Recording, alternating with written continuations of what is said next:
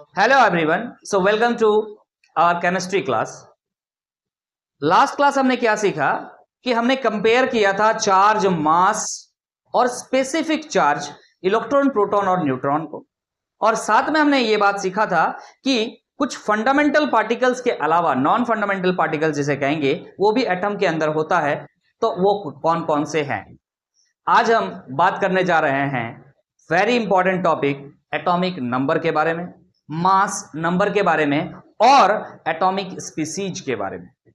So let's start today's class from the first topic, atomic number. Heading लगाइएगा, atomic number. So atomic number क्या होता है बच्चा? Atomic number होता क्या है पहले मैं बात करता हूं, फिर डिस्कवरी, ये सब चीजों के पीछे चलेंगे, थोड़ा बैकग्राउंड के पीछे इसका चलेंगे। बच्चा लोग याद रखिएगा, एटॉमिक नंबर का एक और नाम होता है। आज का पहला टॉपिक नंबर 1 दे दीजिएगा। आज का पहला टॉपिक एटॉमिक नंबर का एक और नाम होता है, नाम होता है न्यूक्लियर चार्ज। क्या होता है? Nuclear charge. सवाल है ऐसा क्यों है, इसका आंसर हम थोड़ा देर में देंगे। आपको बता के रख दिए कि एटॉमिक नंबर आप क्या कह सकते हैं? न्यूक्लियर चार्ज भी कह सकते हैं। आगे बात करते हैं। सो what is it? It is, लिखेंगे ना, it is number of proton, number of protons present in nucleus of an atom। कोई भी एटम है, उस एटम के न्यूक्लियस में जितने नंबर ऑफ प्रोटॉन्स होंगे उसे ही क्या कहा जाता है?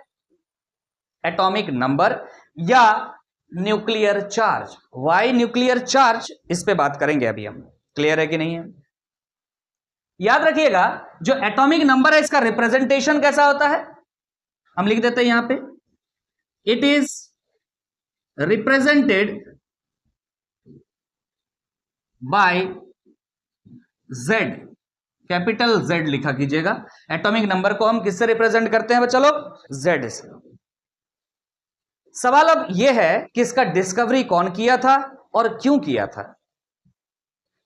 ठीक है, तो यह बात हमने इसके बारे में नहीं किया, अब करने जा रहे हैं।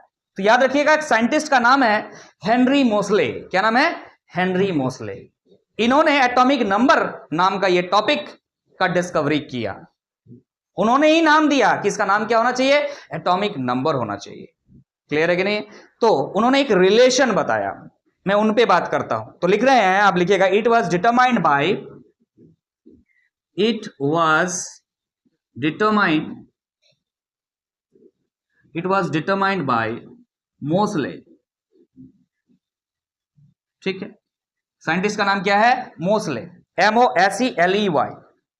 ठीक से लिखिएगा, MOSELEY। पूरा नाम क्या है? हेनरी मोसले। एस किस तरह से एक रिलेशन दिया मैं बता रहा हूं, ध्यान दीजिएगा। लिख रहे हैं हम, root under nu equal to A into Z minus B. इस प्रकार का एक रिलेशन मैथमेटिकली उन्होंने प्रूफ किया। किस प्रकार किया वो बात करेंगे आगे हम। ये था इक्वेशन। यहां पर Z क्या है आपको पता है, आई होप। एटॉमिक नंबर है। अरे एटॉमिक नंबर को हमने पहले डिफाइन कर लिया। What is it? Number of protons present in the nucleus. So Z is what here? Z is nothing but the atomic number of matter, any element. Z is atomic number of any element,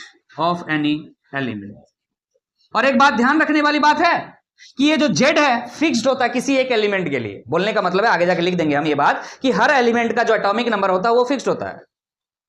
अगर element बदल गया तो atomic number बदल जाएगा। तो इस बात को हम लिखते हैं, क्या है ये? कांस्टेंट है भाई। Z is a constant value for a specific element। तो और क्या क्या बच रहा? A और B क्या है? अरे A एंड B ये दोनों क्या है? कॉन्स्टेंट्स है। ठीक है, तो मैं लिख देता हूं यहां पे A और B के बारे में। आप लिख सकते हैं कि A and B are constants. A and B, sorry, sorry A and B are constants, ठीक है। और क्या बच रहा सर? ये बच रहा है, ये तो सबसे ज्यादा इंपॉर्टेंट चीज है। यहां पे न्यू क्या है? रूट न्यू लिखा हुआ है, but new is what here? X ray का फ्रीक्वेंसी है, एक्स रे फ्रीक्वेंसी, फ्रीक्वेंसी है ये ऑब्वियसली, आप लोग जानते होंगे। न्यू को क्या है? न्यू क्या होता है? एक्चुअली में फ्रीक्वेंसी होता है, एक्स रे का फ्रीक्वेंसी। क्या ये बात समझा जाए? अब ऐसा क्या किया गया इनके द्वारा? अरे समझा जाए क्या? अब इस बात को समझते हैं। ये बातें आपने लिख लिया है, थ्योरी के लिए आपके इंपॉर्टेंट, सुनिएगा ध्यान से। मोसले साहब ने क्या किया? एक्सरे का डिस्कवरी तब तक हो चुका था, एक्सरे का इस्तेमाल किया उन्होंने। एक मेटल लिया, any metal, let this be a metal. इस मेटल के ऊपर पहले छोटे छोटे टुकड़े कर लिए उन्होंने, जितना छोटा किया जा सकता था उतना किया उन्होंने, और उसके बाद उस पर एक्सरे डाला। ये एक एलिमेंट है, सॉरी ये एक मान लीजिए मेटल है, और ये एक दूसरा मेटल है, उसको पता है कि ये दूसरा मेटल है, गेटिंग माय पॉइंट? ये दूसरा मेटल है और ये एक दूसरा मेटल, अलग अलग है। इस पर छोटे छोटे टुकड़े पर इस पर एक्सरे गिराया गया। एक्सरे जब हमारे बॉडी के ऊपर गिराया जाता तो हमारा क्या होता है? तो हमारा तो कुछ नहीं होता, हमारा फोटोकॉपी आता है, यस और नो? सिमिलरली जब मान लो ये एटम है किसी मेटल का, इस पर एक्सरे जब गिराया गया तो इसका फोटोकॉपी आया। समझा कि नहीं समझा? फिर इस मेटल पर भी गिराया गया तो इसका भी फोटोकॉपी आया, और दोनों मेटल के जो फोटोकॉपीज थे वो अलग अलग थे। समझ में आ रहा है कि नहीं आ रहा? हमारा हाथ का जब एक्सरे लिया जाएगा तो हमारा जो अंदर में बोन है बॉडी का, उसका शेप अलग हो सकता है, आपका शेप अलग हो सकता है। और यह बात का कंफर्मेशन दिया गया उसके बाद कि भाई साहब दुनिया में जितने भी एलिमेंट्स है सब पर अगर एक्सरे गिराया जाए और उसका फोटोकॉपी निकाला जाए तो सबका फोटोकॉपी अलग आएगा। All elements in the universe you can say are never identical. मतलब कभी भी एक एलिमेंट दूसरे एलिमेंट के बराबर नहीं हो सकता। और कैसे पता चला? First time in the life, first time in science ये बात किया मोसले ने प्रैक्टिकली। इससे पहले ही बात तो हो चुका था, डाल्टन साहब कुछ इसी प्रकार सोच रहे थे, डाल्टन्स एटॉमिक हाइपोथेसिस में सोच रहे थे, दैट वाज थियोरेटिकल अप्रोच। इन्होंने इस बात का प्रूफ किया कि ऐसा ही है कि आप जब एक्सरे डालिएगा उसका फोटोकॉपी निकालिएगा तो फोटोकॉपी से क्या आ जाएगा? अलग अलग फोटोज आपको मिलेंगे। अरे भाई आपको समझाने के लिए फोटोकॉपीज बोल रहे हैं, असल में जब इससे एक्सरे डालेंगे ना तो क्या होगा ना, आपको आगे समझ में आएगा, अभी आपको डिटेल समझ में नहीं आएगा, ठीक है ना? तो इस पे इधर एक स्क्रीन लगाया जाता है, तो फोटोकॉपी जो ऑब्वियसली नहीं निकालते, स्क्रीन पर जो इसका रिफ्लेक्शन आता है अलग अलग आता है। आपको समझाने के लिए मैं कह रहे हैं कि फोटोकॉपी, एक्चुअली फोटोकॉपी नहीं, इसका रिफ्लेक्शन आया। तो ये बातें आपने लिख लिया, ठीक है? समझ में आ रहा है? इस बात को आप ऐसे भी लिख सकते हैं, इस बात को आप ऐसे भी लिख सकते हैं, ठीक है? क्या ना, root nu equal to A into Z minus B, ठीक है कि नहीं? चलो क्या हम और थोड़ा आगे डिटेल लें, इसको थोड़ा और डिटेल करते हैं। अब हम आगे बढ़ रहे हैं, ध्यान दीजिएगा। हमने अभी ये इक्वेशन को समझा, और ये हेनरी मोसले ने ये इक्वेशन दिया था, किसके किसके बीच का ये ग्राफ बना सकते हैं क्या आप इस चीज को? तो ग्राफ से इस बात को समझने का प्रयास करते हैं। क्या आपने इससे पहले एक इक्वेशन पढ़ा है, straight line equation, that is y equal to mx plus C? Yes और नो? अगर नहीं पढ़ा तो हम बता रहे हैं, सुन लीजिए, क्लियर है कि नहीं है?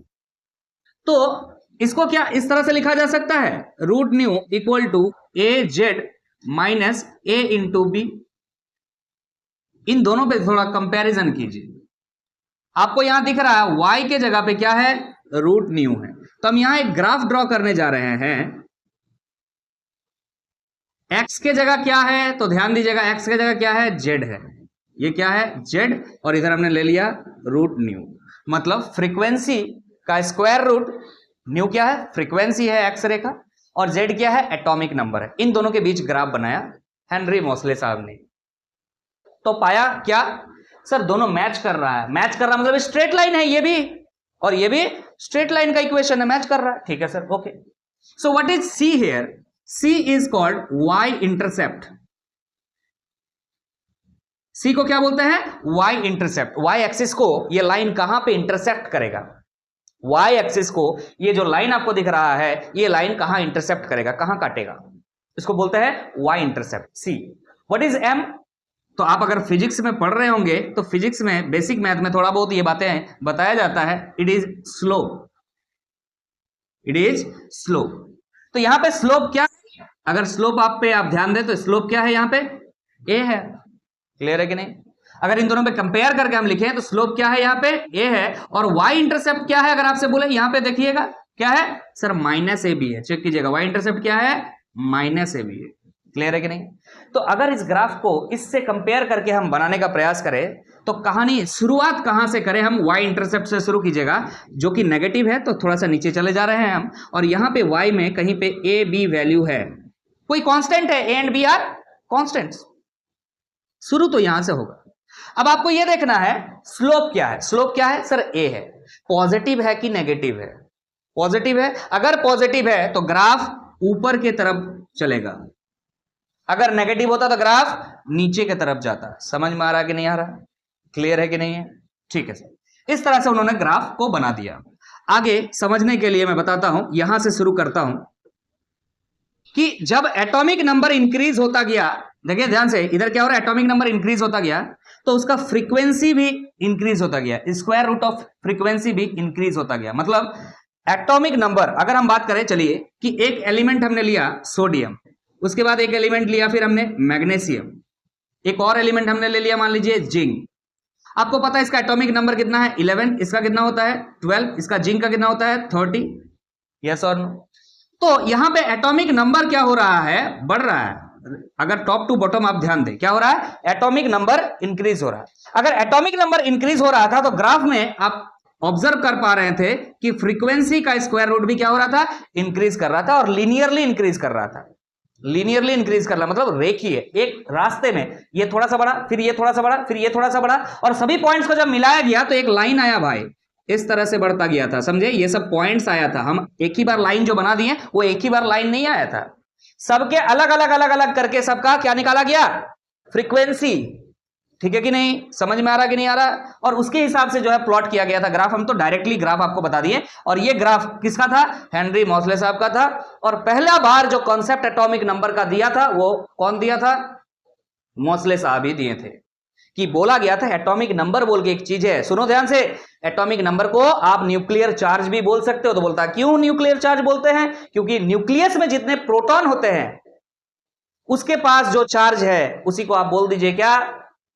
Atomic number. चार्ज है मतलब यहां पे कितने प्रोटॉन का बात हो रहा है, कितना चार्ज का नहीं, कितने प्रोटॉन से। किसी भी एटम के अंदर जितने प्रोटॉन होते हैं वही उसका एटॉमिक नंबर भी होता है, इसीलिए इसका नाम भी क्या दिया गया? Nuclear charge. क्लियर है कि नहीं है? आगे हम बढ़ सकते हैं। चलिए इसके बारे में और थोड़ा बातें करेंगे हम। किसके बारे में? ना एटॉमिक नंबर के बारे में। तो एटॉमिक नंबर के बारे में आप ये बात लिख सकते हैं, ये क्रोनोलॉजी को ध्यान रखिएगा, ये बातों को मिटा देते हैं हम। हमने वहां पे 2 पॉइंट्स के बारे में डिस्कस किया, ये आप लिख सकते हैं तीसरा पॉइंट, ये आपका थर्ड पॉइंट है। क्या ना? एटॉमिक नंबर जो होता है वो किसके बराबर होता है? अभी जस्ट हमने बताया, किसी भी एटम के न्यूक्लियस के अंदर जितने प्रोटॉन्स है उसी को क्या कहते हैं? Atomic number. तो हम लिख सकते हैं number of positive charges on nucleus, number of positive charges on nucleus. अरे पॉजिटिव चार्जेस इन न्यूक्लियस का मतलब प्रोटॉन ही तो है, तो इसी को आगे लिखते हैं number of protons in nucleus. Number of protons, protons को हम इस तरह से सिंबल में लिखते हैं, इन न्यूक्लियस। और ये किसी और के बराबर भी होता है क्या? आप लिख सकते हैं number of electrons. Number of protons जो होते हैं ना वो नंबर ऑफ प्रोटॉन्स के बराबर होते हैं, नंबर ऑफ प्रोटॉन्स जो है नंबर ऑफ इलेक्ट्रॉन्स के बराबर होते हैं, but in neutral atom. In neutral atom इसका मतलब समझते हैं बच्चा लोग? ध्यान दीजिएगा, अगर हमने यहां सोडियम लिखा, इस चीज को समझते हैं बढ़िया से। हमने सोडियम लिया, इसका एटॉमिक नंबर कितना होता है, तो आप कैसे निकालेंगे एटॉमिक नंबर को, किससे सिंबलाइज करते हैं, जेड से। अब इसका एटॉमिक नंबर कैसे निकालेंगे, तो आपको पता होना चाहिए कि इसके न्यूक्लियस के अंदर कितने प्रोटॉन हैं या पॉजिटिव चार्ज है। पॉजिटिव चार्ज जितना होगा उतने प्रोटॉन होंगे। तो सोडियम के न्यूक्लियस के अंदर कितने प्रोटॉन्स होते हैं, तो आप बोलेंगे 11 होता है। तो इसका एटॉमिक नंबर कितना हो गया, 11 हो गया। मतलब सर एटॉमिक नंबर अगर 11 है तो प्रोटॉन भी 11 है और इलेक्ट्रॉन भी कितना होगा, 11 होगा, क्योंकि हमने सोडियम के बारे में यहां बात किया है। ओनली सोडियम लिखा हुआ है, न्यूट्रल एटम है। लेकिन अगर यहीं पर बच्चा लोग यहां पे Na लिख करके प्लस लिख दिया जाए, it is not neutral, it is a charged element, आप कह सकते हैं चार्ज्ड एटम है ये। मतलब इसके पास क्या है, एक प्लस चार्ज है, ये न्यूट्रल नहीं है, ये पॉजिटिवली चार्ज्ड है। तो इसका एटॉमिक नंबर कितना है, सर उतना ही होगा। एटॉमिक नंबर नहीं बदलता है यार। नंबर ऑफ प्रोटॉन क्या होगा, उतना ही होगा, नहीं बदलता है यार। बदलता तो जेड भी बदल जाता ना, एटॉमिक नंबर भी बदलता, नहीं बदला है। इलेक्ट्रॉन कितना है यार, तो इलेक्ट्रॉन बदल जाएगा। ध्यान रखिएगा, अगर एक प्लस चार्ज लिखा हुआ मतलब एक इलेक्ट्रॉन निकल गया, पहले कितना था 11 था, अब कितना है 10 है। समझ में आ रहा कि नहीं आ रहा, तो ये बात समझ में आना चाहिए कि number of proton number of electron के बराबर तो होते हैं, but where, at neutral atom. ऐसा नहीं कि आप किसी में भी जो है इलेक्ट्रॉन और प्रोटॉन को बराबर कर दे रहे हैं। क्लियर माय पॉइंट, समझ में आ गया है ये बात। नेक्स्ट पॉइंट की तरफ आगे बढ़ते हैं, ध्यान रखिएगा। नेक्स्ट पॉइंट हम यहां लिखने जा रहे हैं, यहां पे हम लिख देते हैं, आप फोर्थ पॉइंट यहां से मेंशन कीजिएगा। फोर्थ पॉइंट की तरफ आगे बढ़ रहे हैं, लिख रहे हैं, two different elements can never have identical atomic number. Two different element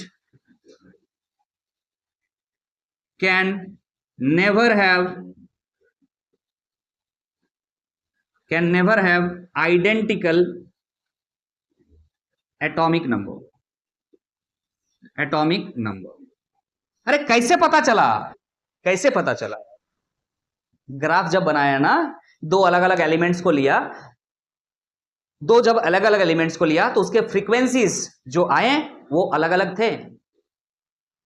तो ऑब्वियसली दो एलिमेंट का एटॉमिक नंबर सेम नहीं था, एटॉमिक नंबर के साथ ही तो ग्राफ बनाया था। किसी एक पॉइंट पर दो बार इंप्रेशन नहीं आया ग्राफ में। अगर एक पॉइंट मान लीजिए यहां है, एक और बार यहीं पे पॉइंट आ जाता तो आप समझ जाते कि कुछ तो गड़बड़ है। यहां पे कुछ भी गड़बड़ नहीं है, सारा बात क्लियर है कि अलग अलग एटॉमिक नंबर है अलग अलग एलिमेंट का। अगर अलग अलग एलिमेंट का अलग अलग एटॉमिक नंबर हम कह रहे हैं तो इस बेस पे कह रहे हैं कि सभी एलिमेंट्स का जो रेस्पेक्टिव फ्रीक्वेंसीज हैं वो अलग अलग है। क्लियर है कि नहीं, हेनरी मोसले साहब का यह कहना था। तो ये बातें थी एटॉमिक नंबर के बारे में या न्यूक्लियर चार्ज के बारे में। अब हम एटॉमिक मास की तरफ आगे बढ़ेंगे, ध्यान दीजिएगा। अब हम आगे बढ़ रहे हैं, ध्यान दीजिएगा, मास नंबर के बारे में डिस्कस करेंगे हम। सो what is a mass number. जैसे एटॉमिक नंबर का जरूरत पड़ा तो एटॉमिक नंबर आया, अब आ रहा है मास नंबर। ये मास नंबर को रिप्रेजेंट करते हैं ए से। व्हाट इज मास नंबर, तो याद रखिएगा, डायरेक्टली मैं बता रहा हूं, what is mass number. So mass number is equal to क्या होगा, अरे एक एटम के अंदर जितने पार्टिकल है सबका मास को ऐड कर दो। आप बताओगे जरा मास नंबर क्या होगा। चलिए एक एटम बना रहे हैं, चलिए ये एटम का न्यूक्लियस है, ये एटम पूरा एटम है, न्यूक्लियस के अंदर क्या है सर, प्रोटॉन्स है, न्यूट्रॉन्स है, यस और नो। इलेक्ट्रॉन्स बाहर में घूम रहे हैं, अरे समझ में आ रहा कि नहीं आ रहा, कितना है हमको नहीं पता है, अभी पूरी स्ट्रक्चर ऑफ एटम तुमने नहीं पढ़ा। आप बोल दोगे कि सर यहां घूमता है, ऐसा नहीं बोल सकते हैं। चैप्टर इज स्टार्टिंग, हम एकदम बेसिक से बात करते हैं, थोड़ा बहुत बात जो आप 9th-10th में पढ़े हैं उसको लेकर के हम समझ रहे हैं। क्लियर है कि नहीं, हम यहाँ ये नहीं समझ के चल रहे हैं कि आपको बहुत नॉलेज है और उससे एकदम बेसिक लेके चल रहे हैं। तो हम देखिए रैंडमली इलेक्ट्रॉन को थॉमसन मॉडल बना दिया आई थिंक, चलिए ठीक है जो भी है। सो what is mass number, mass number क्या होना चाहिए। जैसे कि हमने बोला एटॉमिक नंबर क्या है सर, न्यूक्लियर चार्ज, न्यूक्लियस में जितने प्रोटॉन्स है या पॉजिटिव चार्ज है उसको क्या बोल देते हैं, atomic number. So mass number क्या होना चाहिए, मास नंबर ये होना चाहिए कि सर इस एटम के अंदर जितने पार्टिकल्स है उनके मास को ऐड कर दीजिए सर, यस और no. So what should be it, mass number equal to ये होना चाहिए नंबर ऑफ प्रोटॉन, जितने भी प्रोटॉन है इसके अंदर, प्लस क्या होना चाहिए नंबर ऑफ न्यूट्रॉन, और क्या होना चाहिए इसके अंदर इलेक्ट्रॉन भी है, क्या होना चाहिए नंबर ऑफ इलेक्ट्रॉन, ये होना चाहिए। It should be I know what you are thinking about, it should be होना चाहिए कि नहीं होना चाहिए। जो भी है इसके अंदर में सबके मास को ऐड करेंगे सबके मास को ऐड करेंगे तो होल मास निकलेगा। तो यहां नंबर का बात हो रहा, मास नंबर का बात हो रहा है, तो यहां मास को ऐड नहीं करेंगे, नंबर को ऐड करेंगे। किसका ना, इसके अंदर जो जो पार्टिकल है उसके नंबर को ऐड कर दीजिए। सर प्रोटॉन कितना है जोड़ दीजिए, न्यूट्रॉन कितना है जोड़ दीजिए, इलेक्ट्रॉन कितना है जोड़ दीजिए। समझ में आ रहा कि नहीं आ रहा? क्लियर है? चलिए ध्यान दीजिएगा। आप एक बात सीखे हैं, अगर इसके पहले का वीडियो आप देख के आए हैं तो क्या देख के आए हैं? आपको पता होना चाहिए कि प्रोटॉन का मास और न्यूट्रॉन का जो मास होता है वो लगभग बराबर होता है। मास के बारे में बात हो रहा है। प्रोटॉन का मास और न्यूट्रॉन का मास लगभग बराबर होता है।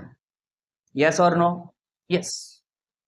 आप बताइएगा जरा, प्रोटॉन का मास क्या इलेक्ट्रॉन के मास के लगभग बराबर होता है या कम होता है कि ज्यादा होता है? सर ऑब्वियसली प्रोटॉन का मास ज्यादा होता है। कितना? तो आप कह सकते हैं it is approximately 1837 time 1 divide by 1837 times of mass of electron. Mass लिख दिए यहां पे, मास ऑफ इलेक्ट्रॉन नहीं लिख रहे, समझ जाइएगा, समझाना चाह रहे हैं। So here you can see mass of electron in comparison to proton is this much. It is very big number. Mass के हिसाब से अगर कहें तो 1837 टाइम, लगभग 1900 गुना है, लगभग अप्रोक्सीमेटली 900 टाइम्स, 1900 टाइम्स है। भाई साहब इलेक्ट्रॉन का जो मास है ना, प्रोटॉन के सामने छुप जाएगा। आप समझ के चलिए कि आप कोई ऑब्जेक्ट को ये मान के चलिए कि ये आपके पास कितना है ना, 100 ग्राम, सॉरी मान लीजिए 10 ग्राम का है, ये 10 ग्राम का है, मान लीजिए प्रोटॉन है, ठीक है, 10 ग्राम का है।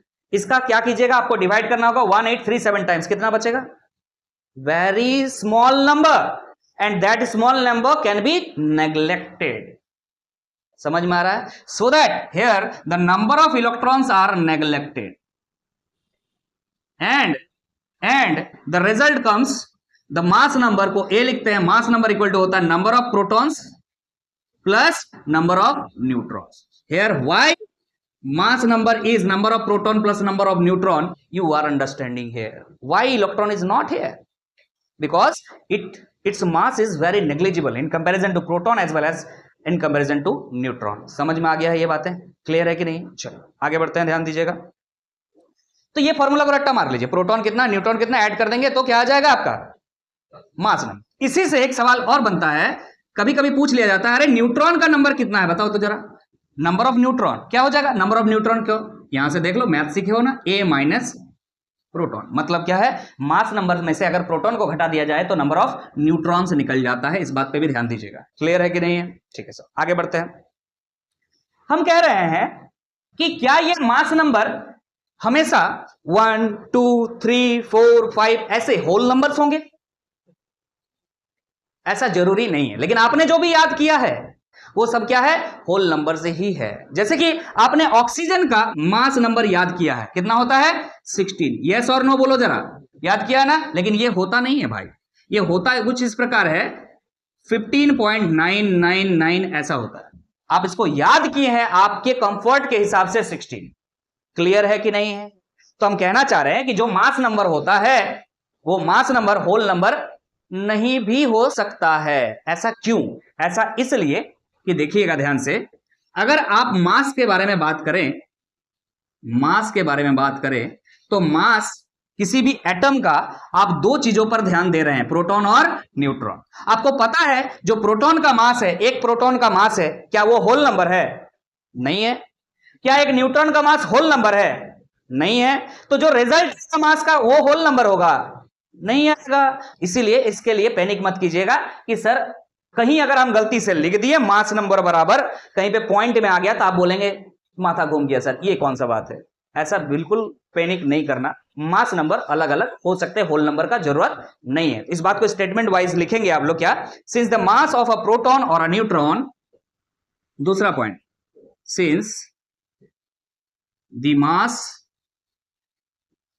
Of a proton or a neutron is not a whole number, so the mass of अब हम आगे बढ़ रहे हैं, ध्यान दीजिएगा। अब हम पढ़ने जा रहे हैं एटॉमिक स्पीसीज के बारे में। एटॉमिक स्पीसीज जैसे कि आपने पढ़ा होगा क्लास 9-10 में, आइसोटोप, आइसोबार, है ना, इन चीजों को पढ़ेंगे। बहुत सारी चीजें हम पढ़ेंगे यहाँ। पहला है जो एटॉमिक स्पीसीज हमने लिया, शुरुआत आपका बचपन से ही किया है, आइसोटोप्स। सो अगर आप ये पढ़े हैं, आइसोटोप क्या है जरा बताइएगा, व्हाट इज आइसोटोप? आइसोटोप क्या होता है? जिसका एटॉमिक नंबर सेम होता है बट मास नंबर डिफरेंट होता है। और कुछ जानकारी है इसके विषय में? और कुछ मतलब यहां हमने देखिए आइसोटोप लिखा है और यहां सिमिलरिटीज लिखा है, मतलब इसमें सेम क्या होता है? तो पहला बात आप सीख रहे हैं, सेम क्या होता है? Atomic number. Sir atomic number क्या होते हैं? सेम होते हैं आइसोटोप्स के। और डिफरेंस क्या होते हैं ना? एटॉमिक मास होते हैं। क्या होते हैं? एटॉमिक मास या मास नंबर लिखिए। क्या लिखिएगा? Mass number. अरे समझ में आ रहा कि नहीं आ रहा? मास नंबर को आप रिप्रेजेंट करते हैं ए से। क्लियर है यहां तक? सुनिएगा ध्यान से। अगर एटॉमिक नंबर सेम होता है, इसका मतलब पक्का बात है नंबर ऑफ प्रोटॉन्स भी सेम होंगे, क्योंकि एटॉमिक नंबर का डेफिनेशन में अभी तुमने पढ़ा कि एटॉमिक नंबर क्या होता है? प्रोटॉन का नंबर से तो होते हैं। तो मतलब क्या है? नंबर ऑफ प्रोटॉन्स के भी बराबर होंगे, मतलब बराबर होंगे सभी आइसोटोप्स में, आपस में एटॉमिक नंबर बराबर होंगे, साथ में प्रोटॉन्स के नंबर्स भी बराबर होंगे। क्या बात है? इसके साथ क्या डिफरेंस और हो सकता है बता सकते हैं आप? न्यूट्रॉन्स, नंबर ऑफ न्यूट्रॉन्स जो होंगे वो डिफरेंट होंगे, नंबर ऑफ न्यूट्रॉन्स डिफरेंट होंगे। और क्या आप बता सकते हैं इसके बारे में? बताइए। अगर कोई न्यूट्रल एटम है बच्चा, तो उसका नंबर ऑफ प्रोटॉन तो नंबर ऑफ इलेक्ट्रॉन के बराबर होते हैं। और जो आइसोटोप आप पढ़ रहे हैं वो सारे न्यूट्रल ही होते हैं, जैसे कि अभी हम एग्जांपल देंगे। क्लियर है कि नहीं? तो यहां पर नंबर ऑफ इलेक्ट्रॉन्स भी क्या होते हैं? आपस में बराबर होते हैं आइसोटोप्स के। क्लियर है कि नहीं? और क्या बराबर होते हैं बता सकते हैं? और क्या बराबर होते हैं?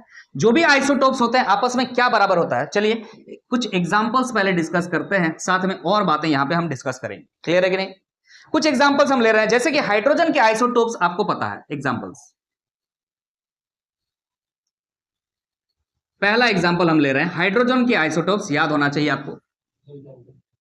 यस, वो सब के बारे में भी डिस्कस अभी करेंगे, फिजिकल केमिकल प्रॉपर्टीज के बारे में। आइसोटोप्स पे एग्जांपल्स पे बात करते हैं। हाइड्रोजन के आइसोटोप्स क्या होते हैं, क्या क्या है आपको पता होना चाहिए। एक होता है आपका प्रोटियम, दूसरा होता है ड्यूट्रियम, और तीसरा होता है ट्रीटियम। ऐसे पढ़ा होगा आपने बचपन में। ये क्या है? Atomic number. ये क्या है? Mass number. ये देखिए एटॉमिक नंबर सब में सेम है, मास नंबर आपको डिफरेंट दिख रहा है 1 2 3। क्लियर है कि नहीं? और एग्जांपल, जैसे कि एग्जांपल दे दीजिए आप ऑक्सीजन का 16 17 18। ऑक्सीजन का एग्जांपल दे दीजिएगा। ऑक्सीजन क्या होता है आपका? ऑक्सीजन का एटॉमिक नंबर कितना हो गया? 8। ये हो गया 16। ऑक्सीजन का एटॉमिक नंबर 16 लेकिन मास नंबर 17 भी होता है। ऑक्सीजन का atomic number 8 but mass number 18 भी होता है। तो ये सभी आपस में क्या है? आइसोटोप्स है। क्लियर है कि नहीं है? और एग्जांपल दीजिए, क्लोरीन का आता है 35 और 37। थर्ड एग्जांपल है हमारा क्लोरीन। क्लोरीन का क्या हो जाएगा आपका? 35 वाला एक आता है क्लोरीन, और एक 37 वाला आता है। क्लियर है कि नहीं? मास नंबर पता है 35 और 37, तो एटॉमिक नंबर तो 17 ही होता है दोनों के लिए। क्लियर है कि नहीं? तो कुछ एग्जाम्पल आपके सामने रहा, इन सभी में इन बातों को आप कंपेयर करके चेक कर सकते हैं। इन सभी में एटॉमिक नंबर सेम होंगे, प्रोटॉन सेम होंगे, इलेक्ट्रॉन सेम होंगे, बट मास नंबर डिफरेंट होगा और नंबर ऑफ न्यूट्रॉन्स भी डिफरेंट होगा। क्लियर है कि नहीं? आगे बढ़ते हैं, और क्या प्रॉपर्टीज जो है सेम हो सकते हैं। याद रखिएगा इन सभी का जब आप इलेक्ट्रॉनिक कॉन्फ़िगरेशन बनाइएगा, वैसे तो इलेक्ट्रॉनिक कॉन्फ़िगरेशन आप 9th से ही सीखते हैं, ऐसे 11 में भी आपको सीखना है, उसके थोड़ा सा और स्टैंडर्ड तरीके से हम सीखना है इलेक्ट्रॉनिक कॉन्फ़िगरेशन को। तो इलेक्ट्रॉनिक कॉन्फ़िगरेशन का भी इसका सेम होगा, तो आप थर्ड लिख सकते हैं इलेक्ट्रॉनिक कॉन्फ़िगरेशन। इलेक्ट्रॉनिक कॉन्फ़िगरेशन पूरा लिख लीजिएगा। इलेक्ट्रॉनिक कॉन्फ़िगरेशन भी बच्चा क्या होता है? सेम होता है। याद रखिएगा जो आइसोटोप्स होते हैं उनके केमिकल प्रॉपर्टीज भी सेम होते हैं। क्या होते हैं? Chemical properties. Chemical properties, chemical properties का मतलब क्या है? अगर प्रोटियम जिस तरह से किसी और एलिमेंट के साथ रिएक्शन करता है ना, ड्यूट्रियम भी उसी तरह से करता है और ट्रीटियम भी बिल्कुल उसी तरह से करता है। क्लियर है कि नहीं है? केमिकल प्रॉपर्टीज सेम होते हैं, बट बच्चा लोग फिर कह रहे हैं इसके फिजिकल प्रॉपर्टीज डिफरेंट होते हैं। फिजिकल प्रॉपर्टीज जैसे कि मास, आपको दिख रहा है यहां मास नंबर अगर अलग अलग है तो ऑब्वियसली मास भी, वेट भी अलग अलग ही होंगे। तो फिजिकल प्रॉपर्टीज का क्या होता है, डिफरेंट होता है। यहां पर हम डिफरेंस में लिख रहे हैं इस बात को, क्या होता है ना, फिजिकल प्रॉपर्टी, फिजिकल प्रॉपर्टी। तो फिजिकल प्रॉपर्टी आइसोटोप्स के डिफरेंट होते हैं, बट केमिकल प्रॉपर्टी आइसोटोप्स के सेम होते हैं। आगे बढ़ेंगे हम, ठीक है।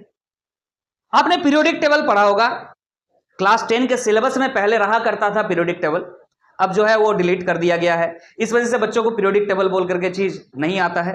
बट एक जगह है जिस जगह में सारे एलिमेंट्स को रखा गया है, उन्हें क्या कहा जाता है, पीरियोडिक टेबल। आगे आप पढ़ेंगे, ये आपका आगे आने वाला चैप्टर्स में होगा। तो पीरियोडिक टेबल में कोई भी आइसोटोप को अगर आप खोजने जाइएगा, जैसे हाइड्रोजन को खोजिएगा, तो आपको एक ही जगह मिलेगा।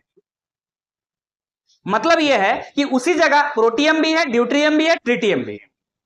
नेक्स्ट अगर ऑक्सीजन खोजने जाइएगा तो आपको अलग अलग ऑक्सीजन नहीं मिलेगा, आपको उस एक ही जगह पे मिलेगा ऑक्सीजन, एक ही जगह पे मिलेगा ऑक्सीजन, और उनके सारे प्रॉपर्टीज का डिटेल्स वहीं पे लिखा हुआ है, एक ही जगह पे लिखा हुआ है। तो आप इस बात को लिख सकते हैं क्या ना, position in the periodic table atomic, sorry similarities में क्या लिख सकते हैं, position in the,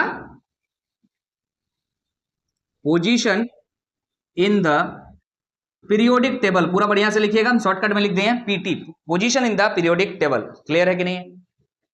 periodic table में इसके पोजीशन खोजने के लिए जाइएगा तो आपको जो है वहीं पर मिलेगा, एक ही जगह पर मिलेगा। अलग से क्लोरीन 35 का अलग जगह नहीं है, क्लोरीन 37 का अलग जगह नहीं है, एक ही जगह है। क्लियर है कि नहीं है? ये बात समझना जरूरी है। आपका एसर्शन रीजन बोल करके एक टॉपिक होता है सीबीएसई बोर्ड्स के लिए, ये सब में फंसाता है बच्चों को। आपको पढ़ा दिया गया है आइसोटोप क्या होता है, सर एटॉमिक नंबर जिसका सेम होता है, अब मास नंबर जिसका डिफरेंट होता है उसको बोलते हैं आइसोटोप्स, उसके एग्जांपल रटवा दिए जाते हैं, काम खत्म। यहां से सवाल पूछ लिया जाएगा तब क्या करोगे आप? आपको अगर पहला बार आपको एग्जाम में मिलेगा ना तो आप पैनिक करोगे। पहला बार एग्जाम में अगर वही सवाल को देख रहे हो तो आप पैनिक करोगे, चाहे आप कितना भी स्मार्ट हो। अगर आप पहले से ये चीजें को लर्न करके जाएंगे, एक बार देखेंगे, घर में जाके एक बार रिवाइज करेंगे, तो आपको ये सब बातें इजी है। ऐसे बोल दिया जाएगा कि आइसोटोप में का chemical property same, sorry isotope का फिजिकल प्रॉपर्टी सेम होता है। आपने तो कभी पढ़ा ही नहीं, तो फिर गड़बड़ा जाएगा। फिजिकल प्रॉपर्टी सेम नहीं होता, ये आपने अभी पढ़ लिया, तो आप समझ जाएंगे कि केमिकल प्रॉपर्टी सेम होता है, फिजिकल प्रॉपर्टी सेम नहीं होता। किस तरह से अभी हमने समझाया आपको, क्लियर है कि नहीं? तो ये आपका पहला स्पीसीज, एटॉमिक स्पीसीज हो गया। नेक्स्ट स्पीसीज की तरफ आगे बढ़ेंगे, ध्यान दीजिएगा। अब हम आगे बढ़े, ध्यान दीजिएगा। नेक्स्ट स्पीसीज क्या है आपका, आइसोबार्स। आइसोबार के कुछ एग्जांपल्स हम आपको लिख रहे हैं, देखिए ध्यान से। अभी थोड़ा देर पहले जो लिखा हुआ था वही लिखा हुआ, हमने कुछ चेंज नहीं किया, बट इसमें एक चेंज आपको करना पड़ेगा। क्या? यहां जो सिमिलरिटीज लिखा हुआ है, यहां पे आपको डिफरेंस लिखना है। ये डिफरेंसेस है, और इसके जो डिफरेंसेस थे ये सिमिलरिटीज में चले जाएंगे। अरे समझ में आया कि नहीं आया? आपको पता होना चाहिए आइसोबार क्या होते हैं, जिसके मास नंबर सेम होते हैं बट एटॉमिक नंबर डिफरेंट होते हैं। अगर एटॉमिक नंबर डिफरेंट है तो प्रोटॉन का नंबर भी डिफरेंट होगा, इलेक्ट्रॉन का नंबर भी डिफरेंट होगा। अगर मास नंबर सेम है तो पक्का नंबर ऑफ न्यूट्रॉन भी सेम होगा। फिजिकल प्रॉपर्टी सेम है इसका भाई, क्यों? क्योंकि मास सेम है। फिजिकल प्रॉपर्टी, सॉरी सेम है। फिजिकल प्रॉपर्टी क्या होता है इसका, आइसोबार का सेम होता है, आइसोबार का बात कर रहे हैं। और केमिकल प्रॉपर्टी इसका डिफरेंट होता है। क्लियर है कि नहीं? क्यों केमिकल प्रॉपर्टी डिफरेंट है? क्योंकि इसका एटॉमिक नंबर डिफरेंट है। केमिकल प्रॉपर्टी हमेशा उसके एटॉमिक नंबर पे डिपेंड करता है, क्योंकि इलेक्ट्रॉन पे डिपेंड करता है वो बात, एक्चुअल बात अगर कहें तो। आगे आप पढ़ेंगे इन चीजों को। तो कुछ एग्जांपल्स इसके सामने कर रहे हैं, सामने दे रहे हैं। जैसे आर्गन है, पोटेशियम है, कैल्शियम है। Argon, potassium, calcium. आर्गन हो गया, पोटेशियम हो गया, कैल्शियम हो गया। आर्गन होता है 18, पोटेशियम होता है 19, कैल्शियम होता है 20। बट तीनों का जो मास नंबर है वो क्या होता है, 40 होता है। तो मास नंबर इसका सेम होता है और एटॉमिक नंबर इसका डिफरेंट होता है। क्लियर है कि नहीं? आगे बढ़ते हैं, एक और एग्जांपल देंगे। जैसे टिल्यूरियम है आपका, उसके बाद जैसे कि एक होता है जेनॉन, जेनॉन होता है, और एक होता है बेरियम। एग्जांपल दे रहे हैं, टिल्यूरियम, जेनॉन और बेरियम। टिल्यूरियम, जेनॉन और बेरियम, ठीक है। एटॉमिक नंबर्स क्या क्या होते हैं? टिल्यूरियम का होता है 52, 54, 56। 52, 54, 56, ये सब एटॉमिक नंबर्स आपको दिख रहा अलग अलग हैं। बट मास नंबर जो इसका होता है 130 होता है, सभी का मास नंबर क्या होते हैं? 130 होते हैं, 130 होते हैं। क्लियर है कि नहीं? आपको इससे ज्यादा इंपॉर्टेंट याद करना यह है। तो आइसोटोप और आइसोबार में क्या किया हम? बस कुछ नहीं, जो इनके सिमिलरिटीज थे उसको डिफरेंसेस में लाके खड़ा कर दिए, और जो सिमिलरिटीज थे, सॉरी, जो डिफरेंसेस थे उसको सिमिलरिटीज में ले जाके खड़ा कर दिए। समझ में आ गया है? क्लियर है? तो चलिए नेक्स्ट स्पीसीज की तरफ आगे बढ़ेंगे। ध्यान दीजिए, नेक्स्ट एटॉमिक स्पीसीज के बारे में हम देखेंगे, दैट इज आइसोटोन्स। क्या होता है? आइसोटोन्स। इसमें ना तो एटॉमिक नंबर बराबर होते हैं, ना एटॉमिक मास बराबर होते हैं। क्या बराबर होते हैं? तो नंबर ऑफ न्यूट्रॉन्स बराबर होते हैं। यहां हमने सिमिलरिटीज लिखा या डिफरेंसेस लिखा है। तो सिमिलरिटी सिर्फ एक ही है। क्या है similarity? Number of neutrons. Number of neutrons क्या होता है? बोले sir mass number equal to, आपने पढ़ाया है कि क्या होता है? Number of protons plus number of neutrons. Yes और नो? या बोल सकता आप एटॉमिक नंबर प्लस, अरे प्रोटॉन मतलब क्या होता है? Atomic number plus number of neutrons. ये बात आपने पढ़ा है ना? तो नंबर ऑफ न्यूट्रॉन्स आप यहां से निकाल सकते हैं आराम से। क्या ना sir? Mass number minus atomic number, चुपचाप से। क्लियर है कि नहीं? आप देख सकते हैं। अभी चेक कर लेंगे, कुछ एग्जांपल्स हमने यहां दिया है। नंबर ऑफ न्यूट्रॉन्स बराबर होने चाहिए। अगर डिफरेंसेस का बात किया जाए, अरे डिफरेंसेस ढेरे सारे हैं। हम बोल रहे हैं अगर सिमिलरिटीज एक है तो डिफरेंसेस ढेरे सारे हैं। जैसे एटॉमिक नंबर क्या होगा? डिफरेंस होगा इसके। एटॉमिक नंबर कोई भी अगर क्या है आइसोटोन है तो उसका एटॉमिक नंबर डिफरेंट होंगे, बराबर नहीं होंगे। क्लियर है कि नहीं है? आगे बढ़ते हैं। क्या इसका मास नंबर बराबर होंगे? नहीं, मास नंबर भी क्या हो जाएगा? डिफरेंट हो जाएगा। मास नंबर, अरे मास नंबर मतलब ए का बात हो रहा है, एटॉमिक नंबर मतलब जेड का बात हो रहा है। अब बताओ प्रोटॉन बराबर होंगे क्या? नहीं, नंबर ऑफ प्रोटॉन भी क्या होगा? इसका डिफरेंट होगा। नंबर ऑफ इलेक्ट्रॉन क्या होगा? ऑब्वियसली नंबर ऑफ इलेक्ट्रॉन भी डिफरेंट होगा। बस क्या होगा? नंबर ऑफ न्यूट्रॉन बराबर होंगे। इसी को तो बोलते हैं आइसोटोन्स। आगे बात करते हैं। अगर इलेक्ट्रॉन बराबर नहीं है तो इलेक्ट्रॉनिक कॉन्फ़िगरेशन भी बराबर कभी नहीं हो सकता है। तो इलेक्ट्रॉनिक कॉन्फ़िगरेशन भी डिफरेंट होंगे। नेक्स्ट, और क्या डिफरेंट हो सकता है? जैसे कि properties, physical property and chemical property. Physical property, chemical property बराबर तब होता है भाई जब इलेक्ट्रॉन्स का नंबर बराबर हो, तभी हम सोचेंगे फिजिकल और केमिकल के बारे में। इलेक्ट्रॉन बराबर हो या प्रोटॉन बराबर हो, क्योंकि जो भी प्रॉपर्टीज है इलेक्ट्रॉन और प्रोटॉन पे ही डिपेंड करते हैं, न्यूट्रॉन पे डिपेंड नहीं करते हैं। तो याद रखिएगा, फिजिकल प्रॉपर्टी और केमिकल प्रॉपर्टी दोनों ही क्या होते हैं? डिफरेंट होते हैं। Physical and chemical property different होते हैं। और क्या हो सकता है? और क्या डिफरेंट हो सकता है? जैसे कि पीरियोडिक टेबल में इसका पोजीशन इन पीरियोडिक टेबल, ये सभी बातें डिफरेंट है। अब एग्जांपल में देखेंगे सबको सेट हो रहा है कि नहीं। चेक कीजिएगा, पहला एग्जांपल आपका दिया हुआ है सिलिकॉन, फास्फोरस, सल्फर। हम यहां पे देख रहे हैं सिलिकॉन, फास्फोरस और सल्फर के बारे में। सिलिकॉन का एटॉमिक नंबर होता है 14, फास्फोरस का 15 और सल्फर का 16। मास नंबर का अगर हम बात करें तो सिलिकॉन का होता है 30 और फास्फोरस का होता है 31 और सल्फर का होता है 32। तो न्यूट्रॉन निकालिए इसमें। नंबर ऑफ न्यूट्रॉन क्या होता है? Sir mass number minus atomic number. Mass number is 30 minus 14, 16। यहां पे क्या हो जाएगा? 31 माइनस 15 एज 16। यहां पर क्या हो जाएगा? 32 माइनस 16 एज 16। न्यूट्रॉन्स के नंबर बराबर है। क्लियर है कि नहीं? तो न्यूट्रॉन्स के नंबर बराबर है, एटॉमिक नंबर देखिए ध्यान से, एटॉमिक नंबर डिफरेंट है 14, 15, 16। मास नंबर डिफरेंट है, देखिएगा 30, 31, 32। नंबर ऑफ प्रोटॉन्स चेक कीजिएगा, नंबर ऑफ प्रोटॉन किसके बराबर होता है? एटॉमिक नंबर के बराबर होता है। इसमें 14 है, इसमें 15 और इसमें 16, अलग अलग है। नंबर ऑफ इलेक्ट्रॉन ऑब्वियसली अलग अलग है। समझ में आ रहा कि नहीं? जितने प्रोटॉन उतने ही इलेक्ट्रॉन। इलेक्ट्रॉनिक कॉन्फ़िगरेशन, भाई इलेक्ट्रॉन के हिसाब से इलेक्ट्रॉनिक कॉन्फ़िगरेशन बनता है, डिफरेंट है। Physical and chemical property, electron और प्रोटॉन अगर अलग अलग है तो फिजिकल केमिकल सेम नहीं हो सकता है। पोजीशन इन पीरियोडिक टेबल, जब आप पीरियोडिक टेबल देखेंगे तो ये कहीं और मिलेगा, ये कहीं और मिलेगा और ये कहीं और मिलेगा। बातें क्लियर है कि नहीं? नेक्स्ट एग्जांपल दिया हुआ है पोटेशियम, कैल्शियम। इसी तरह से आप देख सकते हैं कितना होगा न्यूट्रॉन। देखिए 39 में 19 घटा दीजिए, कितना आ जाएगा? कितना आ जाएगा? जल्दी से 20 आ जाएगा। इन दोनों में डिफरेंस कितना 40 20 में 20। न्यूट्रॉन्स क्या है 20। यहां पे भी आप देख सकते हैं, बोले सर हाइड्रोजन लिखा है, हीलियम लिखा है। ये हाइड्रोजन का एक आइसोटोप है। अभी थोड़ा देर पहले हमने कवर किया इस बात को कि आइसोटोप क्या होते हैं हाइड्रोजन के, प्रोटियम, ड्यूट्रियम और ट्रिटियम। एक हाइड्रोजन होता है 1, एक हाइड्रोजन होता है 2, एक हाइड्रोजन होता है 3। ये थर्ड वाला हाइड्रोजन है। क्लियर है कि नहीं? जो भी है वेट कीजिएगा बाहर। क्लियर है कि नहीं है? और ये क्या है? हीलियम है। हीलियम का मास नंबर क्या होता है 4 और एटॉमिक नंबर क्या होता है 2। तो दोनों में डिफरेंस कितना दिख रहा है 4 - 2 दैट इज 2। यहां पे दिख रहा है 3 - 1 कितना 2। तो न्यूट्रॉन्स क्या होंगे? बराबर हो गए।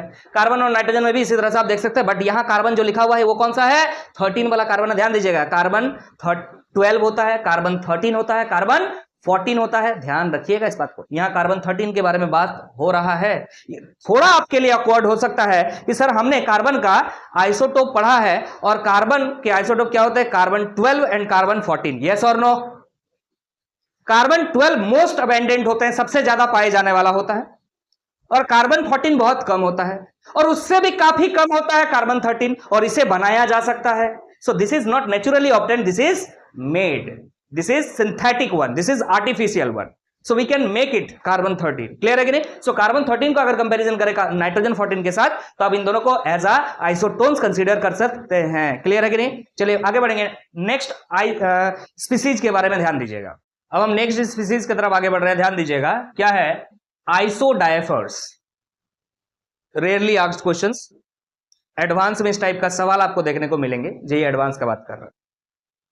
आइसोडायफर्स बोर्ड्स में बिल्कुल नहीं है, बोर्ड्स वाले बच्चे इस बात पर ज्यादा फोकस ना करें तो चलेगा। आइसोट्रॉपिक नंबर इसका क्या होता है? आइसोटॉपिक नंबर इसका क्या होता है? सिमिलर होता है, मतलब सेम होते हैं।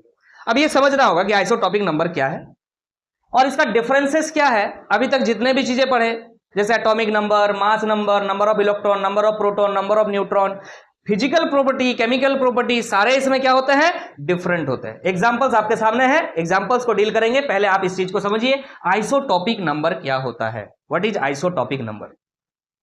Isotopic number is nothing but number of neutron minus atomic number, या फिर number of protons. Number of neutron minus number of proton कह सकते हो याद करने के लिए। और नंबर ऑफ प्रोटॉन के जगह क्या लिखते हो आप? नंबर ऑफ प्रोटॉन के जगह आप एटॉमिक नंबर लिख सकते हो, एक ही बात है। क्लियर है कि नहीं? एक और फॉर्मूला ध्यान दीजिएगा, एक और फॉर्मूला ध्यान दीजिएगा। मास number minus 2 into Z, mass number into minus 2 into Z. 2 into Z मतलब समझ में आ रहा है? जेड क्या है? Atomic number. दोनों ही वैल्यू एक ही आंसर करेगा, दोनों ही फॉर्मूला एक ही आंसर करेगा, डोंट वरी। तो इसको क्या बोलते हैं? Isotopic number. अप्लाई कीजिएगा इसको। फर्स्ट एग्जांपल है आपका क्या? यूरेनियम और थोरियम। ये दोनों क्या है बोल रहा है? आइसोडायफर्स है। ये दोनों क्या है आपस में? आइसोडायफर्स है। Why? Because this number is equal in both. This number निकाल के चेक कीजिए। आपके पास एक एग्जांपल में यूरेनियम दिख रहा है, थोरियम दिख रहा है। यूरेनियम 92 लिखा हुआ है, यहां पे 235 लिखा हुआ, दैट इज मास नंबर। यहां पे क्या लिखा हुआ है? 90, that is atomic number, that is proton, number of proton. और क्या है? 231। चेक कीजिएगा, आप किसको लगाना चाहते हैं, किसी को भी लगाइए, कोई दिक्कत। ये ज्यादा आसान दिख रहा है, इसको लगा के देख लीजिए, यस और नो। क्लियर है कि नहीं? ध्यान दीजिएगा, A is how much here? 235 minus करना है double atomic number, double of atomic number, इसका डबल कर देना है आपको। ठीक है, क्या हो जाएगा? 184। अगर 184 को माइनस कर दे, कितना आ जा रहा है? चेक कीजिएगा, 51। Let me check once. 235 माइनस 184, इट बिकम्स, कुछ उठपटांग आ गया, कैलकुलेटर में गलत आ रहा है। 235 माइनस 184 कितना आ रहा है? फिर से गलत आ गया, कैलकुलेटर में प्रॉब्लम है हमारा, मोय मोय हो गया। 235 माइनस 184, इट बिकम्स 51। रियली सही है, सही है, सही। क्या है? 51। ये तो कॉमन समझ में आ रहा होगा यार, यहाँ 4 है, 5 है, 1 आ जाएगा। एक बार फिर भी चेक करना चाहिए, सेंसिटिव टॉपिक चल रहा है। ठीक है, इसमें भी चेक कीजिए भाई, क्या है यहाँ पे? 231 माइनस करना है इसको डबल करके, मतलब कि इसको 180 माइनस करना है। 180 माइनस कीजिएगा, कितना आ जाएगा यहाँ पे? 50। दोनों बराबर है। अगर दोनों बराबर है, दोनों को क्या बोलेंगे? आइसोडायफर्स। क्या बोलेंगे? आइसोडायफर्स। सिमिलरली आप बाकी सब में भी चेक कर सकते हैं। ये फॉर्मूला हमने अप्लाई किया है, ये फॉर्मूला भी अप्लाई कर सकते हैं। चेक करना है क्या? चेक करना है, चलिए चेक करके देख लेते हैं। देखिएगा ध्यान से, देखिएगा ध्यान से, एक बार चेक करते हैं इसी एग्जाम्पल में, इसी में चेक करते हैं। अरे इसमें कितना आया था जरा बताओ तो? 51। यस और नो? दोनों में बराबर था ना? ये 51 क्या है? ये है क्या है? Isotopic number. क्लियर है कि नहीं? अगर आपको कभी भी निकालने के लिए बोला जाए आइसोटॉपिक नंबर निकाले तो कैसे निकालेंगे समझा दिया। बाकी इस फॉर्मूला को अप्लाई करके देखते हैं। What is it? Number of neutrons. Number of neutrons का मतलब क्या होता है? This minus this. यस और no? Mass number minus atomic number. अभी थोड़ा देर पहले किए, तो पहले इसको घटाना पड़ेगा आपको। 235 को 92 घटा दीजिए। 235 माइनस 92, वेरी गुड। क्या हो जाएगा? 143। Now you found 143। What is this? Number of neutrons. Number of neutrons minus atomic number. Atomic number is 92. You will find same number, that is 51. Getting? So both the formulas are correct, giving you the same answer. और दोनों को ही क्या कहेंगे हम? Isotopic number. याद रहेगा कि दो स्पीसीज जिसका आइसोटॉपिक नंबर सेम होता है उसे क्या कहते हैं? आइसोडायफर्स। एग्जाम्पल आप पोटेशियम और फ्लोरीन में भी चेक कर सकते हैं, कॉपर और क्रोमियम में भी चेक कर सकते हैं। क्लियर है कि नहीं है? चलिए नेक्स्ट स्पीसीज की तरफ आगे बढ़ेंगे, ध्यान दीजिएगा। अब हम नेक्स्ट स्पीसीज की तरफ आगे बढ़ रहे हैं, ध्यान दीजिएगा। वो क्या है? Iso electronic species. क्या है? Iso electronic species. तो आइसो इलेक्ट्रॉनिक स्पीसीज किसको कहेंगे? जिसमें नंबर ऑफ इलेक्ट्रॉन्स बराबर होंगे। क्या होगा? नंबर ऑफ इलेक्ट्रॉन्स बराबर होगा। सिमिलरिटीज में लिख रहे हैं क्या? Number of electrons. इसको क्या बोल देंगे? नाम से पता चला, आइसो इलेक्ट्रॉनिक। आइसो मतलब सेम, इलेक्ट्रॉनिक मतलब इलेक्ट्रॉन से आया है, आइसो इलेक्ट्रॉनिक स्पीसीज बन जाएगा। क्लियर है कि नहीं? अगर याद रखिएगा, अगर किसी का नंबर ऑफ इलेक्ट्रॉन सेम होता है तो उसका इलेक्ट्रॉनिक कॉन्फ़िगरेशन भी सेम होता है। तो आप दूसरा नंबर क्या लिख सकते हैं? Electronic configuration. इस बात से थोड़ा सा आपका दिल में आग लगा करके छोड़ेंगे इस टॉपिक को। देखिएगा ध्यान से, लास्ट तक समझते चलिएगा। तो नंबर ऑफ इलेक्ट्रॉन्स अगर बराबर हो तो क्या बोल देंगे? Iso electronic. और अगर नंबर ऑफ इलेक्ट्रॉन बराबर होता है तो इलेक्ट्रॉनिक कॉन्फ़िगरेशन बराबर होता है, इसलिए लिख दिया इलेक्ट्रॉनिक कॉन्फ़िगरेशन। डिफरेंसेस में लिखे हैं, एटॉमिक नंबर डिफरेंट होगा, मास नंबर डिफरेंट होगा, और क्या फिजिकल केमिकल प्रॉपर्टी जानना है तो कभी कभी डिफरेंट होता है, कभी कभी सेम होता है, इसलिए कुछ नहीं लिखा। समझ में आ रहा है कि नहीं आ रहा है? कभी कभी डिफरेंट होता है, कभी कभी सेम हो जाता है, तो इसमें हम कुछ लिख नहीं सकते हैं, जो फिक्स है वही लिख सकते हैं। आगे बढ़ते हैं, एग्जाम्पल्स पे ध्यान दीजिए। पहला एग्जाम्पल दिया हुआ है NO2 ना N2O होगा रे। यस, यहां थोड़ा सा चेंज कर लीजिएगा, NO2 नहीं है, क्या है? N2। पहला एग्जाम्पल N2O, CO2 और CNO माइनस, ये तीनों आपस में क्या है? आइसो इलेक्ट्रॉनिक है। क्यों है? ना क्योंकि इनमें नंबर ऑफ इलेक्ट्रॉन्स बराबर है। चलिए चेक करते हैं, चेक करते हैं। पहला आपका दिख रहा है क्या है? NO2। दूसरा क्या दिख रहा है? CO2। तीसरा क्या है? CNO minus. ध्यान दीजिएगा, इलेक्ट्रॉन्स जोड़िए भाई, NO2 नहीं N2। क्या है? N2। चलिए इलेक्ट्रॉन का नंबर जोड़िएगा, इलेक्ट्रॉन का। अरे नाइट्रोजन में कितने इलेक्ट्रॉन? सर नाइट्रोजन में कितने इलेक्ट्रॉन? एटॉमिक नंबर कितना नाइट्रोजन का? 7। तो एटॉमिक नंबर जितना होता है प्रोटॉन उतना होता है, और जितना प्रोटॉन होता है उतना इलेक्ट्रॉन होता है। क्लियर है कि नहीं है? समझ में आ रहा है? लेकिन 2 नाइट्रोजन है तो 7 दूनी 14, 14 इलेक्ट्रॉन मिल गया हमको यहां नाइट्रोजन से। ऑक्सीजन का sir atomic number is 8, number of proton is 8, so number of electron is 8। Add कर दीजिए, कितना आ रहा है? 22 आ रहा है। क्लियर है कि नहीं? यहां पे आपको 22 इलेक्ट्रॉन्स मिल गए।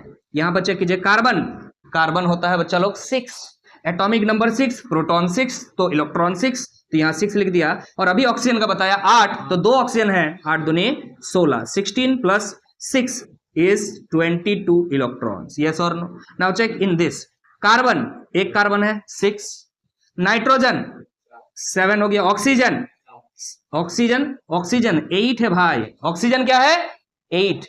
और यहां पर एक तो माइनस दिख रहा है, और अब माइनस का मतलब कब है? क्या है भाई? किसी और से इलेक्ट्रॉन तुम लिए हो, एक माइनस है मतलब एक इलेक्ट्रॉन आया है। यस और नो। तो यहां पे क्या लिखना होगा, +1। तो जोड़ दीजिए भाई ना, 7 और 1 8 और 8 8 दूनी 16 और 16 और 6 कितना हो गया, 22 इलेक्ट्रॉन। ध्यान से समझिएगा, सभी में कितने इलेक्ट्रॉन्स है, 22 इलेक्ट्रॉन है। तो अगर सभी में इलेक्ट्रॉन्स के नंबर बराबर है, समझ में आ रहा है, समझ में आ रहा है, इन सभी तीनों स्पीसीज में कितने इलेक्ट्रॉन्स है, 22 इलेक्ट्रॉन्स है। इन तीनों स्पीसीज में कितने इलेक्ट्रॉन्स है, 22 इलेक्ट्रॉन्स है। अगर 22 इलेक्ट्रॉन्स हैं तो सभी को क्या बोल देंगे हम लोग, आइसो इलेक्ट्रॉनिक स्पीसीज बोल देंगे। लेकिन एक सवाल आपके सामने, यहां तक क्लियर है? आगे के एग्जांपल्स भी चेक कर सकते हैं हम लोग, चेक कर देंगे, कोई दिक्कत नहीं, अभी कर लेते हैं। लेकिन उससे पहले एक सवाल, यहां पर ये बात लिखा, ध्यान दीजिएगा, इलेक्ट्रॉनिक कॉन्फ़िगरेशन। इस 22 इलेक्ट्रॉन का इलेक्ट्रॉनिक कॉन्फ़िगरेशन तुम बनाओगे, कैसे बनाओगे? तो सर हम लोग क्लास 9 में पढ़े, थोड़ा थोड़ा भूल गए सर, कोई बात नहीं। नेक्स्ट जो चैप्टर होगा ना, एटॉमिक स्ट्रक्चर, वहां पे इलेक्ट्रॉनिक कॉन्फ़िगरेशन बहुत डिटेल में पढ़ेंगे। जो आपने पढ़ा था उससे एडवांस में पढ़ेंगे, चिंता की बिल्कुल बात नहीं। जो पढ़े थे वो तो पढ़ेंगे, बेसिक है वो, और उसका एडवांस वर्जन भी देखेंगे। तो जो आपको पता है उसके हिसाब से हम बात कर रहे हैं। तो अब हम क्या करना है, हमको इलेक्ट्रॉनिक कॉन्फ़िगरेशन बनाना है भाई। कितने इलेक्ट्रॉन्स का ना, 22 इलेक्ट्रॉन्स का इलेक्ट्रॉनिक कॉन्फ़िगरेशन। कैसे बनाओगे 22 इलेक्ट्रॉन का इलेक्ट्रॉनिक कॉन्फ़िगरेशन?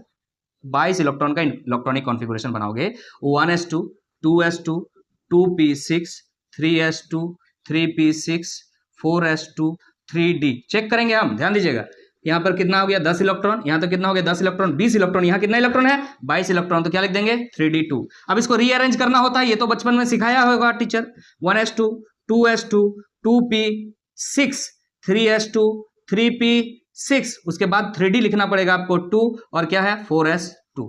ये लिख दिया आपने, वाह बहुत अच्छा, बहुत बढ़िया, इलेक्ट्रॉनिक कॉन्फ़िगरेशन बना दिया। इसका भी इलेक्ट्रॉनिक कॉन्फ़िगरेशन ये हो गया, इसका भी इलेक्ट्रॉनिक कॉन्फ़िगरेशन ये हो गया, इसका भी इलेक्ट्रॉनिक कॉन्फ़िगरेशन ये हो गया। पागल है क्या यार? इलेक्ट्रॉनिक कॉन्फ़िगरेशन किसका बनाते हो तुम? एटम्स का। Is it atom? एटम्स का बनाते हो ना। क्या है ये? मॉलिक्यूल है। और मॉलिक्यूल का तुम क्या बना रहे हो? Electronic configuration. ये सही है क्या? नहीं, ये सही नहीं है। तो फिर ये क्यों लिखा है? ये बात सही लिखा हो। आग लगा मन में, मन में आग होना चाहिए। तो ये आग आपका तब ठंडा होगा जब हम आपको MOT, that is molecular orbital theory पढ़ाएंगे, और वहां मॉलिक्यूल का इलेक्ट्रॉनिक कॉन्फ़िगरेशन बनाने सिखाएंगे। क्लियर है कि नहीं? समझ में आ रहा कि नहीं आ रहा? उनके ये जो 22 इलेक्ट्रॉन दिख रहा किसका है? मॉलिक्यूल्स का है। और ये मॉलिक्यूल्स का भी इलेक्ट्रॉनिक कॉन्फ़िगरेशन पॉसिबल है, but not like this. So to make the electronic configuration of the molecules, you have to learn molecular orbital theory.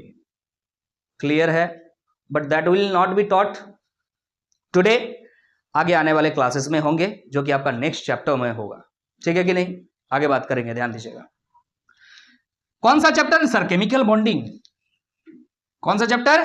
Chemical bonding. क्यों केमिकल बॉन्डिंग? भाई साहब ये एटम इस एटम के साथ बॉन्ड बनाया हुआ है, और अगर बॉन्ड बनाया हुआ है तो केमिकल बॉन्डिंग चैप्टर में जाकर के उसका इलेक्ट्रॉनिक कॉन्फ़िगरेशन को डील करेंगे, समझ में आएगा। क्लियर है? तो चलिए एक बार एक काम करते हैं, इस एग्जांपल पे थोड़ा सा चेक कर लेते हैं। ध्यान दीजिएगा, क्या है? CO है, और क्या है? CN- है, और क्या है ना, N2 है। चेक कीजिएगा कितने इलेक्ट्रॉन्स है। कार्बन का कितने इलेक्ट्रॉन? 6। ऑक्सीजन का कितने इलेक्ट्रॉन? 8। कितना हो गया? 12 इलेक्ट्रॉन। क्लियर है कि नहीं? कार्बन का यहाँ पे 6, कार्बन का 6, नाइट्रोजन का 7। अरे भाई एक्स्ट्रा में एक माइनस दिख रहा, मतलब 1 इलेक्ट्रॉन है, कितना हो जाएगा? 12 इलेक्ट्रॉन। क्लियर है कि नहीं? समझ में आ रहा है? 14 इलेक्ट्रॉन, 6 दूनी 12, और हाँ सॉरी 12 लिख दे रहा है, 14।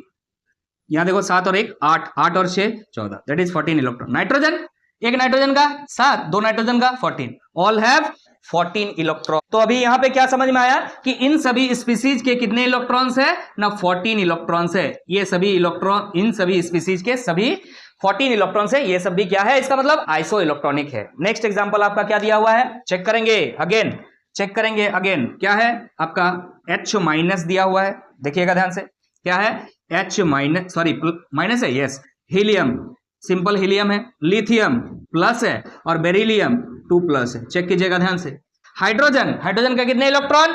एक इलेक्ट्रॉन, और एक माइनस दिया हुआ है, तो 1 + 1 दैट इज 2। आपको पता है हीलियम, अरे हाई हीलियम में प्रोटॉन कितने होते हैं? 2, तो इलेक्ट्रॉन भी 2। सीधा सीधी 2 इलेक्ट्रॉन के बारे में बात हो रहा है, इसका मतलब यहाँ पे। Lithium, hydrogen helium lithium 3 proton, yes और नो? तो 3 प्रोटॉन अगर तो 3 इलेक्ट्रॉन, यस और नो? 3 इलेक्ट्रॉन है, लेकिन यहाँ पे एक प्लस लिखा हुआ, प्लस का मतलब क्या होता है, एक इलेक्ट्रॉन निकल गया है मतलब माइनस करना होगा एक इलेक्ट्रॉन को आपको, तो कितना निकल आएगा 2 इलेक्ट्रॉन। बोलिए समझ में आ रहा है कि नहीं आ रहा है?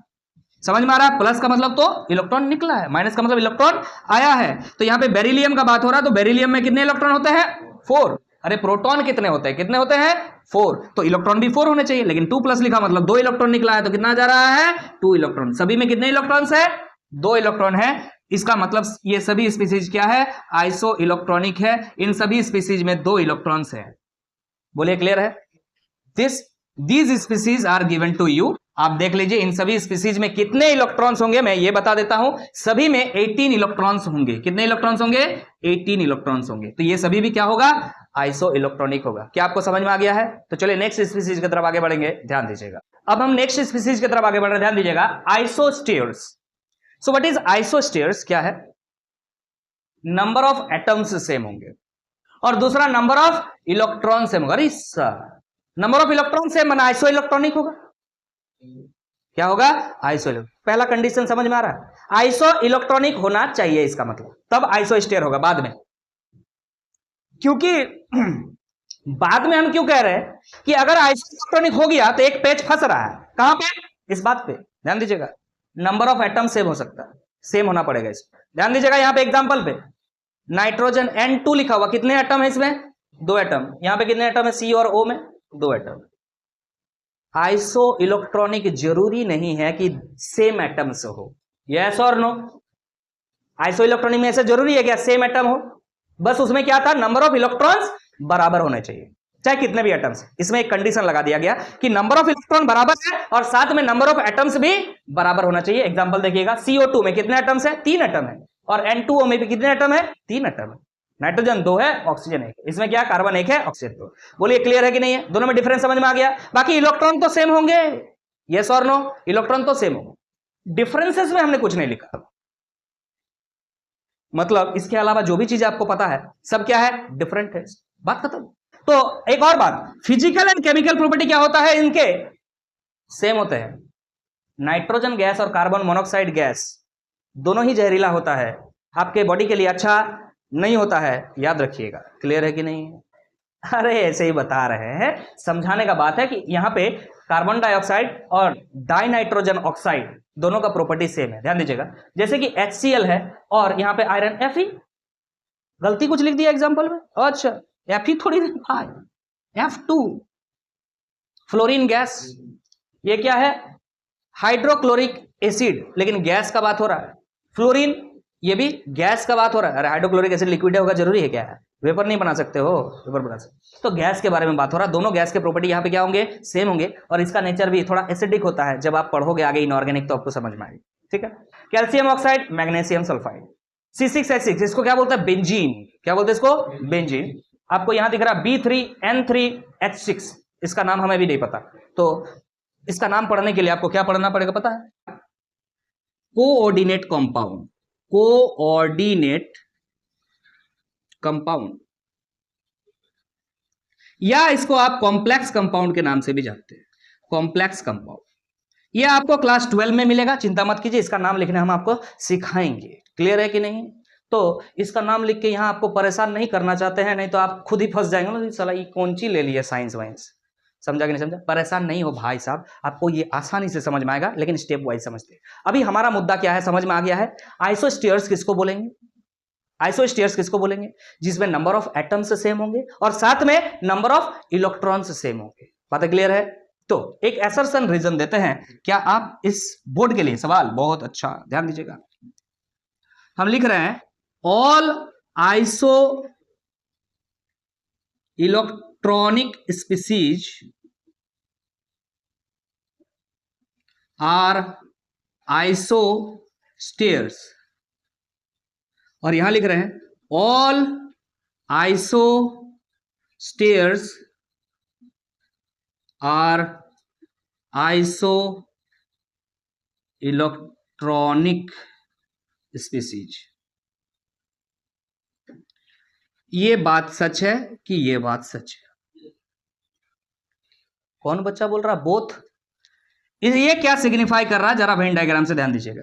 All iso electronic species are isosteres, ये हमने आइसोस्टेयर्स बनाया, और इन सभी आइसोस्टेयर्स में से, आइसोस्टेयर में से सभी जितने इलेक्ट्रॉनिक स्पीसीज होंगे आइसो इलेक्ट्रॉनिक होंगे बोल रहा है। तो ये है आइसो इलेक्ट्रॉनिक, ये क्या है, आइसो इलेक्ट्रॉनिक, ठीक है। और ये क्या है, आइसोस्टेयर्स, आइसोस्टेयर्स। ध्यान से समझिएगा भाई सवाल को, यहां पे क्या है इसका मतलब बोल रहा, और आइसोस्टेयर्स आर आइसो इलेक्ट्रॉनिक स्पीसीज, मतलब आइसो इलेक्ट्रॉनिक को बड़ा बना दिया गया है, इसके अंदर में क्या चला गया है आपका आइसोस्टेयर्स, और बाहर वाला क्या है आपका आइसो इलेक्ट्रॉनिक। समझ में आ रहा कि नहीं आ रहा? अब दोनों बात सच कैसे हो सकता है, तुम बोल रहे हो बोथ, बोथ नहीं हो सकता है, दोनों में से एक ही होगा। ध्यान दीजिएगा, आइसोस्टेयर्स के लिए आपने कंडीशन डाला है, आपने कंडीशन डाला है, क्या कंडीशन डाला है सर, इलेक्ट्रॉन सेम है, इलेक्ट्रॉन सेम है मतलब, इलेक्ट्रॉन सेम है मतलब सर, इलेक्ट्रॉन सेम का मतलब आइसो इलेक्ट्रॉनिक, इलेक्ट्रॉन सेम है मतलब आइसो इलेक्ट्रॉनिक, लेकिन आइसो इलेक्ट्रॉनिक होने के बावजूद आपको नंबर ऑफ एटॉम सेम होना पड़ेगा। तो सारे आइसो इलेक्ट्रॉनिक स्पीसीज आइसोस्टेयर्स नहीं होते हैं, all iso electronic species are isosteres. ये जो स्टेटमेंट लिखा हुआ है ये सरासर फॉल्स स्टेटमेंट है, ये बिल्कुल गलत बात है, इसको हम काट रहे हैं। बोलो समझ में आ रहा कि नहीं आ रहा, बोलो समझ में आ रहा कि नहीं, एकदम फॉल्स बात है, एकदम गलत बात है, क्लियर है कि नहीं। लेकिन इस पर ध्यान दो, ऑल आइसोस्टेयर्स, आइसोस्टेयर्स है तो नंबर ऑफ एटम सेम है, नंबर ऑफ इलेक्ट्रॉन सेम है, ठीक है। Are iso electronic species, iso electron होने के लिए सिर्फ एक कंडीशन है, क्या, इलेक्ट्रॉन बराबर होना चाहिए। तो ये एक मुक्त में एक और प्रॉपर्टी दे रहा है, तो क्या फर्क पड़ता है, ये बात सही है, बात समझ में आ रहा है, दिस इज ट्रू स्टेटमेंट। बोलिए समझ में आया कि नहीं? तो कौन सा बात सही हो रहा है, ये वाला बात सही हो रहा है, ये वाला बात बिल्कुल गलत हो रहा है। ध्यान दीजिएगा, आइसोस्टेयर्स जो है आइसो इलेक्ट्रॉनिक का एक सब ग्रुप है, आइसोस्टेयर्स आर सब ग्रुप ऑफ आइसो इलेक्ट्रॉनिक।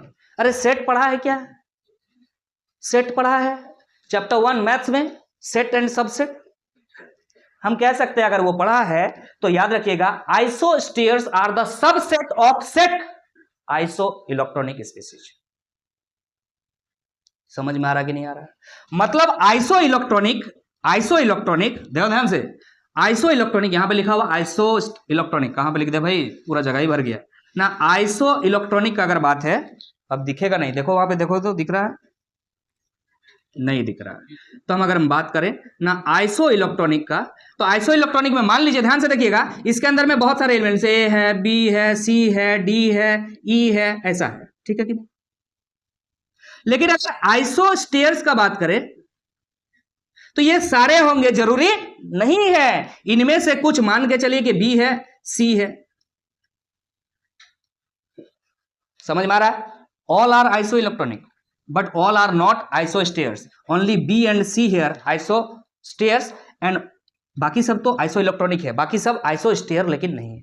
समझाने का प्रयास किया, समझ में आया। एसर्शन रीजन में सवाल इस तरह से घुमा फिरा के आपको बोर्ड्स में फंसा सकता है, क्लियर है कि नहीं है, समझ में आ गया है। तो आइसोस्टेयर एक छोटा जगह है और आइसो इलेक्ट्रॉनिक एक बड़ा जगह है, उन बड़ा जगह का एक छोटा सा हिस्सा क्या है, आइसोस्टेयर्स है, क्लियर है कि नहीं। तो इस वीडियो लेक्चर को हम और लंबा नहीं करेंगे, यहां पर आपको एग्जांपल्स दिया हुआ है, इन एग्जांपल्स को ध्यान रखिएगा, इंपॉर्टेंट एग्जांपल है। तो हमने इस वीडियो में कवर किया एटॉमिक नंबर के बारे में, एटॉमिक मास के बारे में और स्पीसीज के बारे में। समझ में आ रहा कि नहीं आ रहा, एटॉमिक स्पीसीज के बारे में। और इसको लंबा नहीं करेंगे, बार बार कहना है। इसके बाद जो हमारा वीडियो आएगा वो हमारा क्या होगा, यहीं पे हिंट करके चल रहे हैं, इलेक्ट्रोमैग्नेटिक रेडिएशन के बारे में हम बातें स्टार्ट करेंगे, और वो जरूर क्यों है नेक्स्ट क्लास ही बताएंगे, क्लियर है कि नहीं है। तो इस वीडियो को यहीं पे खत्म करते हैं, मिलेंगे फिर हम लोग नेक्स्ट क्लास में। अगर वीडियो अच्छा लगा है तो ज्यादा से ज्यादा वीडियो को लाइक करते हुए जाइएगा, चैनल पे नए हैं तो चैनल को सब्सक्राइब कर लीजिएगा। Thank you so much.